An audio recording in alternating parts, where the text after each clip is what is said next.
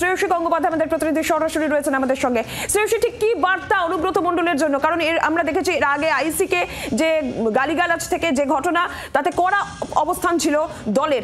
আবারও বার্তা অনুব্রত মণ্ডলকে কি বার্তা দেওয়া হয়েছে বলে খবর পাচ্ছ?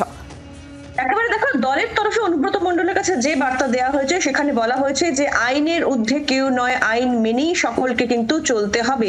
এবং এক্ষেত্রে আমরা জানি যে দলের নির্দেশেই কিন্তু অনুব্রত মণ্ডল তিনি ক্ষমা চেয়েছিলেন দলের সর্বস্তরের নেতৃত্বের কাছে এবং অবশ্যই পুলিশের কাছেও কিন্তু তিনি ক্ষমাপত্র পাঠিয়েছিলেন।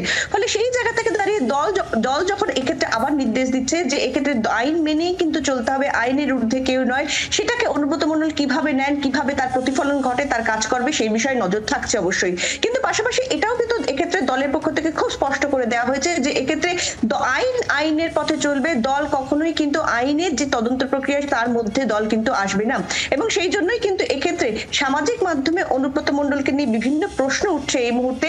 কিন্তু সেই সামগ্রিক সমস্ত প্রশ্নের ক্ষেত্রে দল সিদ্ধান্ত নেবে আইনগত প্রক্রিয়া, যে আইনি তদন্ত, সেই তদন্তের পরিপ্রেক্ষিতে যে ফল উঠে আসবে বা তার পরিপ্রেক্ষিতে তদন্তের শেষে যে নির্যাস পাওয়া যাবে তার ভিত্তিতেই কিন্তু সেক্ষেত্রে অনুব্রত মণ্ডলের ক্ষেত্রে দল সিদ্ধান্ত নেবে। অর্থাৎ কার্যত দল কিন্তু এই মুহূর্তে কিন্তু আইনের উপরেই সব থেকে বেশি গুরুত্ব দিচ্ছে, যে সেই বার্তা কিন্তু অনুব্রত মণ্ডলকে স্পষ্ট বলে দেওয়া হয়েছে যে আইনের ঊর্ধ্বে কেউ নয়, আইন মেনেই কিন্তু সকলকে চলতে হবে। পাশাপাশি তদন্ত প্রক্রিয়া শেষ হওয়ার পরেই কিন্তু সেক্ষেত্রে নির্দিষ্টভাবে গোটা বিষয় নিয়ে কি কি তথ্য উঠে আসছে তার উপর ভিত্তি করেই কিন্তু সামাজিক মাধ্যমে এই মুহূর্তে অনুব্রত মণ্ডলকে নিয়ে যে ধরনের প্রশ্ন উঠছে সেই ধরনের সামগ্রিক প্রশ্নের পরিপ্রেক্ষিতে কিন্তু কার্যত তদন্তের নির্যাসের ভিত্তিতে দল ব্যবস্থা নেবে এমনটাই কিন্তু জানা যাচ্ছে।